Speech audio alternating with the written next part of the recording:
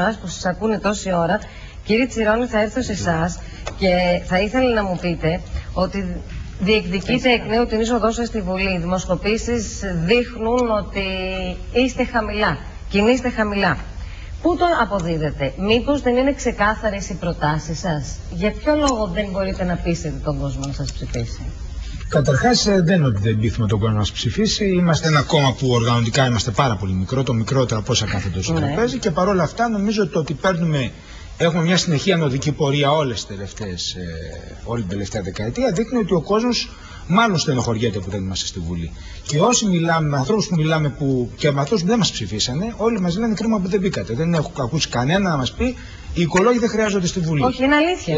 Τώρα όμως για να σταθούμε στην πολιτική, γιατί ειλικρινά σας λέω ότι ως πολίτης, γιατί δεν είμαι επαγγελματίας πολιτικός, επειδή δεν είμαι επαγγελματίας πολιτικός, εγώ ως πολίτης θα πω κάτι, ότι εγώ ανησυχώ πιο πολύ για το πού θα βρίσκεται η χώρα στις 18 του μηνός παρά για το πού θα βρίσκονται οι οικολόγοι πράσινοι στις 18 του μηνός. Αυτό είναι το πρώτο. Ανεξάρτητα αν πιστεύω ακράδαντα ότι οι οικολόγοι πράσινοι χρειάζονται στη Βουλή.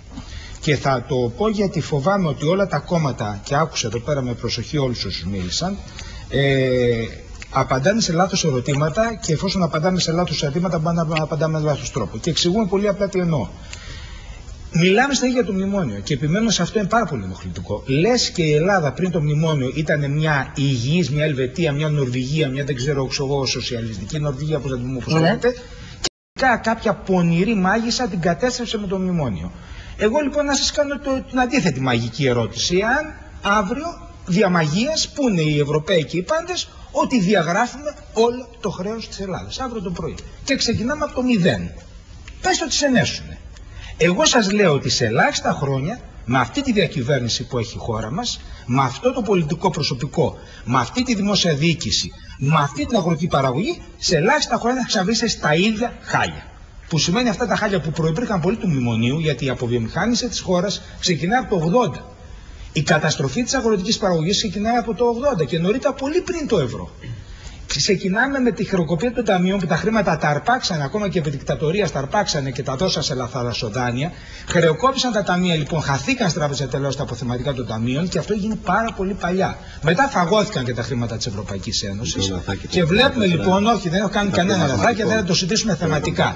Και επιτέλους κάνω και σε εσάς έκκληση, γιατί είστε δημοσιογράφος.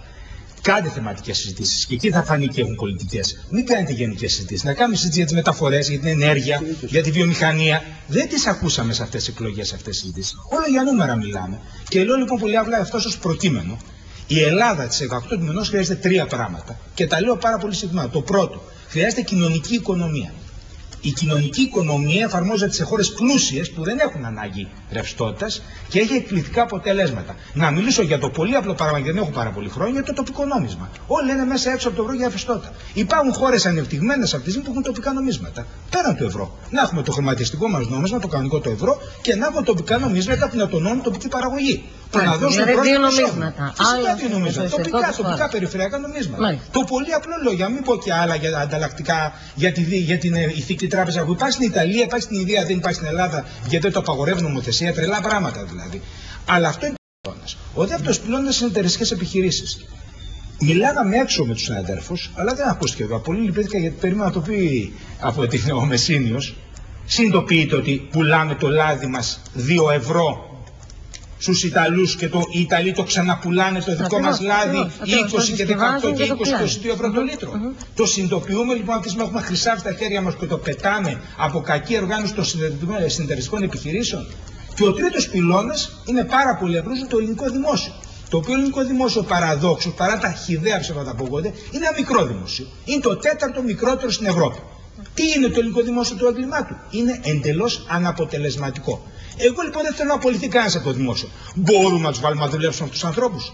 Να μην τρώνε τζάμπα το ψωμί τους, τα δικά μας τα παιδιά? Δεν θέλω να απολυθούν, δεν θέλω να δουλέψουν τα δικά τους τα παιδιά. Κακώς τα διορίσαμε τον τρόπο που τα διορίσαμε, αλλά είναι εκεί. Εγώ δεν θέλω τους ανθρώπους στη γωνία. Θέλω να δουλέψουν. Να βγουν να δουλέψουν. Εάν δεν χρειάζεται να δουλέψουν στη γάμα εφορία, να δουλέψουν σε οργανισμό ελαιολάδου. Να δουλέψουν με ποσοστά, δεν ξέρω με ποιο τρόπο να δουλέψουν, να δουλέψουν για να παραχθεί πλούτος στη χώρα μας. Τόσο απλά το λέω. Άρα λοιπόν το μνημόνιο, το οποίο μνημόνιο, για να τελειώσω και δεν χρειάζεται να σας κουράσω άλλο, το μνημόνιο είναι ανεφάρμοστο. Όλοι ο κόσμος το ξέρει να εμφανίζουν. Να σου πω ότι είναι το μνημόνιο. Το μνημόνιο, όταν η Ευρωπαϊκή Ένωση είδε το καράβι έχει μια μεγάλη διαρροή, μια τρύπα, έκλεισε τα στεγάνα. Αυτό είναι το μνημόνιο. Και ας πνιγούν όσοι έτυχε να γίνει σε αυτή τη στεγάνα. Για να μην βουλιάξει όλο το καράβι. Δεν νοιάστηκε να κλείσει την τρύπα. Νοιάστηκε απλώς να κερδίσει χρόνο για τους τραπεζίτες της. Και εδώ είναι το έγκλημα των ελληνικών κυβερνήσεων. Όλοι ρωτάμε και λέμε, μα γιατί δεν διαπραγματεύτηκαν η Νέα Δημοκρατία και ο Πασόκ? Να σας πω γιατί δεν διαπραγματεύτηκαν. Γιατί οδήγησαν εκεί? Άκουσα για παράδειγμα ότι οι αποφάσεις δεν παίρνονται εδώ. Εδώ παίρνονται οι αποφάσεις. Μην κοροϊδεύω, σε όλες τις χώρες Ευρώπης, και μακάρι η Ευρώπη να έχει οικονομική διακυβέρνηση ενιαία. Μακάρι να είχαμε μια δημοκρατική ενιαία Ευρώπη. Οι αποφάσεις παίρνονται στις χώρες. Δεν πάρθηκαν εδώ αποφάσεις, ξέρετε γιατί?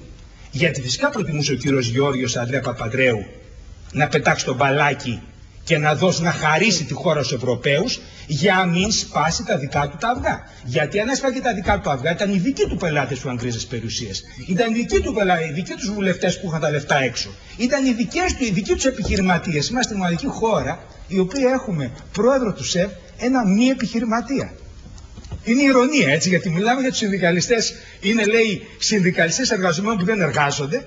Και έχουμε ένα επιχειρηματία που δεν έχει επιχείρηση. Μας το είπαν οι Γερμανοί. Ότι έλεος λέει, ζητάτε να έρθουμε να επενδύσουμε στην Ελλάδα, όταν εσείς οι ίδιοι δεν επενδύετε. Γιατί επενδύει και ο Δασκαλόπουλος μας κάνει μαθήματα αυτή τη στιγμή? Κοροϊδευόμαστε. Είναι μεγάλη παθογένεια. Το Πασόκ και η Νέα Δημοκρατία δεν τόλμησαν να σπάσουν τα δικά τους τα αυγά. Και επειδή τόλμησαν να τα σπάσουν, προτίμησαν να πετάξουν τον μπαλάκι και προτίμησαν να χαρίσουν τη διακυβέρνηση της χώρας των μνημόνιων στους Ευρωπαίους, όχι γιατί φταίνουν οι Ευρωπαίοι, γιατί οι ίδιοι δεν είχαν το ανάστημα να συγκρουστούν με το κατεστημένο τους. Το Πασόκ έσπασε αυγά, κύριε Τσιρόνι, το ξέρετε. Εγώ θα σεβόμουν, θα χαιρόμουν πάρα πολύ να συγκυβερνήσουμε εάν βγείτε δημόσια και έμπρακτα αποποιηθείτε το φαύλο σας παρελθόν. Και το δικό σας και της Νέας Δημοκρατίας. Έχουμε κάνει την αυτοκριτική. Δεν την έχετε κάνει, είναι ελεκτική.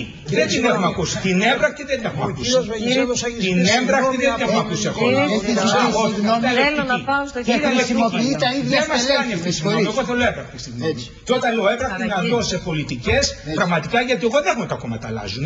Δεν έχουμε ότι παίρνουν και μηνύματα. Εγώ δεν λέω ότι εσά οι σοσιαλδημοκράτες στην Ελλάδα θα έχουν τα δικά σας χάλια. Οι σοσιαλδημοκράτες. Είμαστε σε διαδικασία αλλαγής, έτσι. Λοιπόν, βάλατε τους κυπουρούς υποψήφιους. Μακάρι να αλλάξετε πολιτική. Οι σοσιαλδημοκράτες όμως σε όλη την Ευρώπη παίρνουν τα ίδια μέτρα. Οι σοσιαλδημοκράτες σε όλη την Ευρωπαϊκή Ένωση παίρνουν τα ίδια μέτρα. Και τα μέτρα αυτά εφαρμόζονται. Ένα λεπτό. Η κυρία Παλού δικαιούται στο μυαλό. Κυρία Παλού, απλά σας απαντήσω. Εγώ είμαι ενάντια στο καθεστώς του καπιταλισμού, γι' αυτό είμαι οικολόγος πράσινος. Αλλά είναι προφανές ότι από καπιταλισμό σε καπιταλισμό και η Νορβηγία, καπιταλισμό και ο σημερινός, καθώς και η Νιγηρία. Εγώ προτιμώ να είμαι σε καπιταλισμό Νορβηγίας μέχρι να πέσω καπιταλισμό. Μόνο που η Δανία περιέκοψε τους μισθούς των εργαζομένων. Ακόμα και ο Κάρολος Μάρξ έλεγε ότι πρέπει να βελτιώνουμε τις συνθήκες της χώρας. Ακόμα και ο Κάρολος Μάρξ. Μισθός τιμή κέρδος. Μισθός τιμή κέρδος. Ο Μάρξ έλεγε να εκδικηθούμε τώρα τις αλλαγές. Δεν έχει τη δυνατότητα να πάρετε δεύτερη απάντηση. Όσοι δεν έχουν διακόψει θα έχουν χρόνο για δεύτερη απάντηση, το λέω. Θέλω να είμαι δίκαιος προς αυτό. Θα πείτε μισή κουβέντα.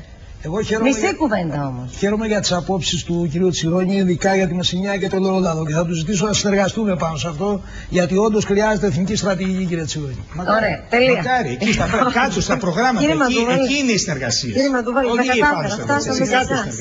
φτάσαμε σε εσάς.